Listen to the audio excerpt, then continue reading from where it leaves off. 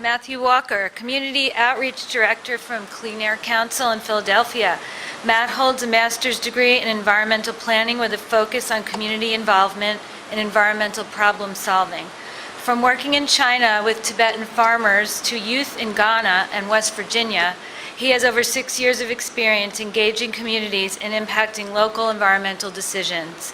As Clean Air Council's Community Outreach Director, he manages the organization's outreach efforts on a variety of initiatives aimed to reduce air pollution and improve public health, including programs on shale gas, energy efficiency, and renewable energy. Thank you, Matt, from Philadelphia.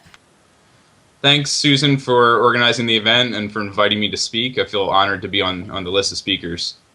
Real quick, Clean Air Council, we're an environmental health organization based in Philadelphia with a mission to protect everyone's right to breathe clean air.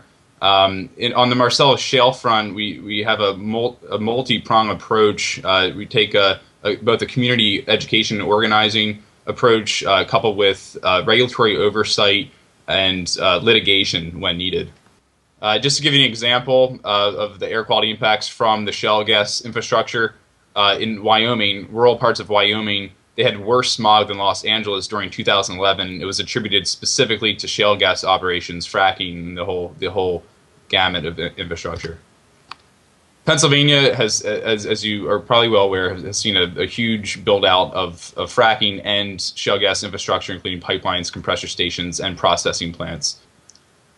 Yeah, this map just shows a very, very few number of compressor stations that are actually in existence right now. And these are drilled wells and also violations. Research and Design's a global think tank. They did a study on Pennsylvania air damages, analyzing 150 compressor stations, and found between $7.2 and $32 million in damages, mostly attributed to health impacts and some to agricultural and infrastructure impacts. And they attributed compressor stations as having 60 to 70%, 75% of those impacts.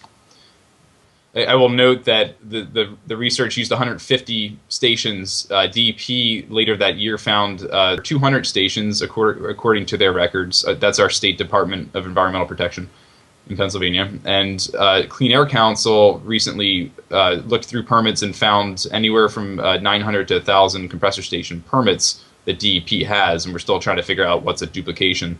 But it's telling us that there's a lot more compressor stations out there than our state agency is aware of, which is a big problem, and probably means the damages are on the higher end of that range. New York, showing even though you don't have fracking, you still have the pipeline and compressor station infrastructure, and as you're seeing now, you'll continue to have these upgrades and new projects as gas, coming from other states like Pennsylvania and elsewhere is transported through the state to other markets.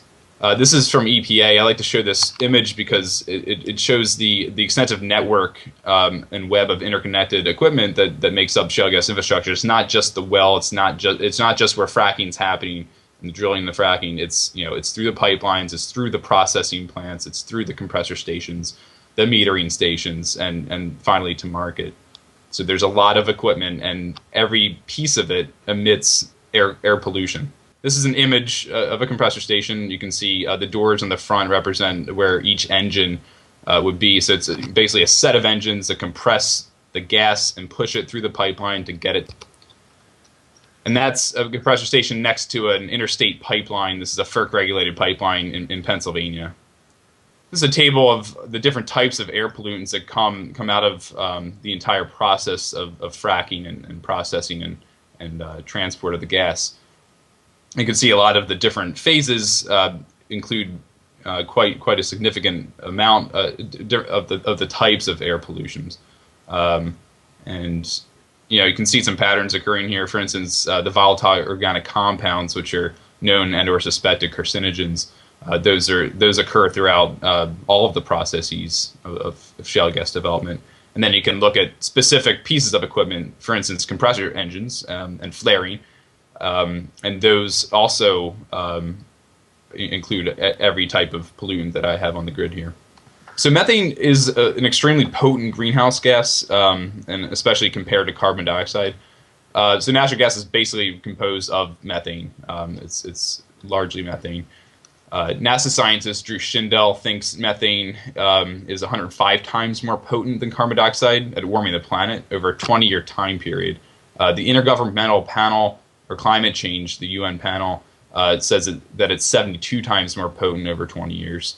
EPA is regulating it at 21 times more potent right now, so they're very behind the science. They're in the process of updating that number right now, and are suggesting 25. The council is going to be involved with this process very closely because it has a significant regulatory implication, as we'll explain later. A significant amount of methane leaks throughout the entire process of shale gas infrastructure development. Anywhere from 3.5% to 9%, different studies say. The National Oceanic and Atmospheric Administration did a study recently in Utah and found 9% leakage rates, and that's throughout the entire life cycle of, from fracking and flaring throughout, as it goes to end market. It's basically the study suggesting that 9% of the gas is leaking, which negates the climate benefits that the shale gas industry claims to have over coal.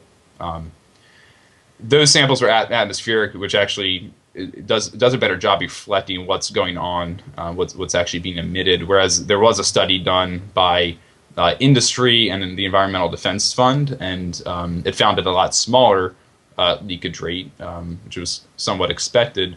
But it wasn't really representative because it looked at a really small subset of wells. The industry selected the sites, and it didn't really look at any of the downstream transmission, any of that. Just looked at the fracking, so it wasn't inclusive. So the methane, it's being vented out of pipelines, compressor stations, when pieces of equipment are changed over and maintenance occurs. It leaks through any time there's different pieces of metal coming together. There's an opportunity for leakage to happen, and that does occur. We call leakages fugitive emissions, kind of getting away from us, and also when the gas is being burned as well. And you can see the pie chart here. This is for the transmission sector. So we talked about there's the production side of things where the fracking and that, and then processing is a different phase. The transmission phase, which is really the pipeline. We're talking about the transmission pipelines and compressor stations, like Rick mentioned, really getting it to market. That phase of this process represents about a third of the leakages that do occur. And you can see that in this pie chart, that the compressor stations make up the greatest bulk of those fugitive emissions.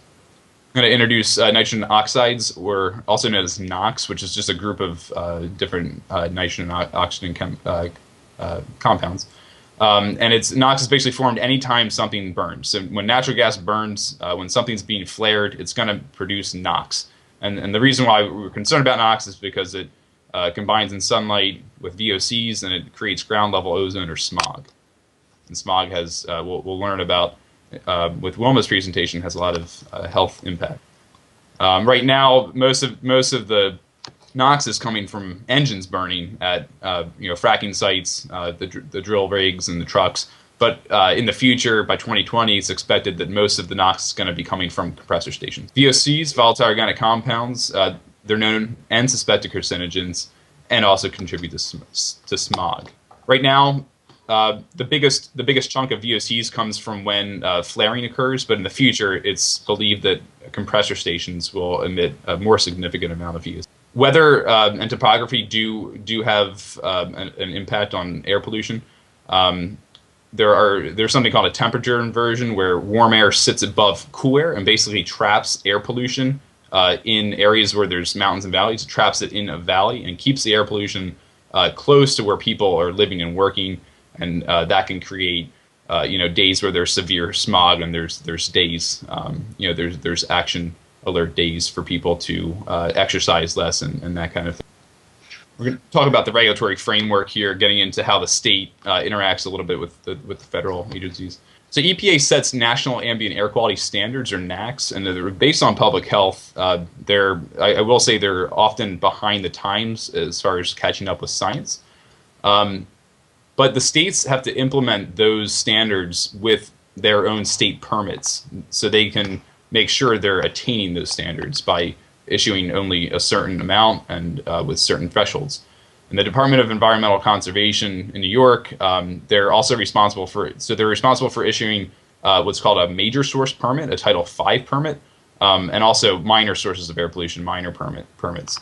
A facility has to get a Title V permit if it has the potential to emit over certain thresholds, such as 100 tons per year of NOx, 100,000 tons per year of carbon dioxide equivalent, and things like that. There's a whole list of all the major types of air pollution. If they go over those amounts, they're considered a major source. They need to get this Title V. If they're under, then they're considered a minor source. And the reason why that's important is that if they're Title V, they're expected and required to adhere to more stringent technology standards, record keeping, and monitoring.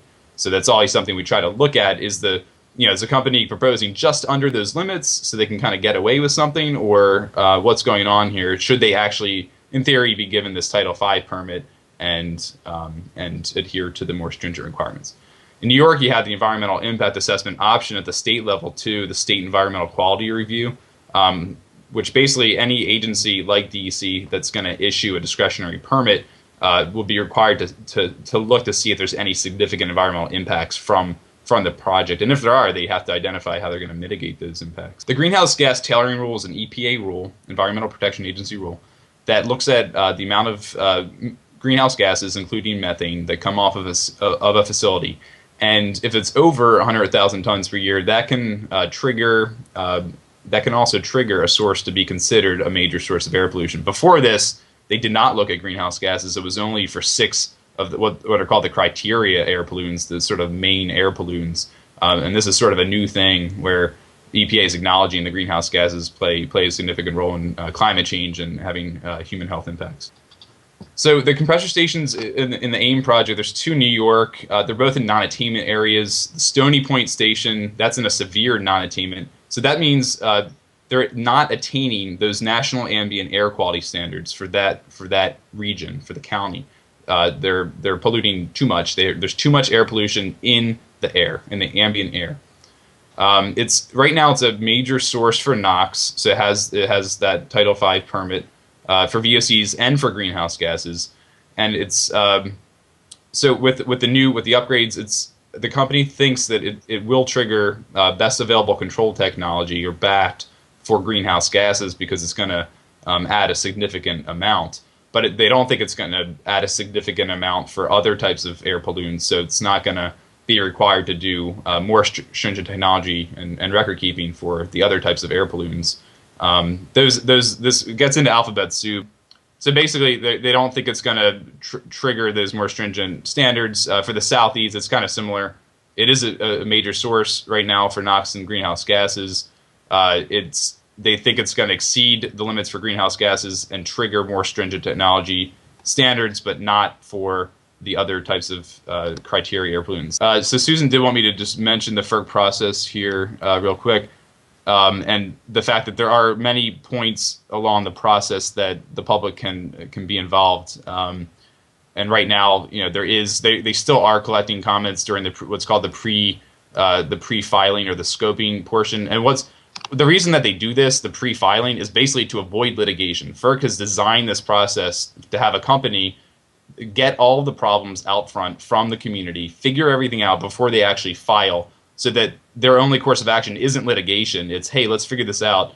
And oftentimes that it does happen. They figure out alternatives and things like that. And then you have opportunities to comment on the environmental impact assessment and statement as well. So there's you can ask them to do a cumulative climate and air quality impacts analysis. FERC should do that. You can ask DC to do that. You should ask them to do a no-build alternatives analysis. They should look at other types of alternatives. What would happen if you use energy efficiency, renewable energy, or didn't build anything at all? They should look at all those things. Well, I have a couple stories, but I don't think I have time for any of these. So maybe we can talk about that during the Q&A part. Thank you.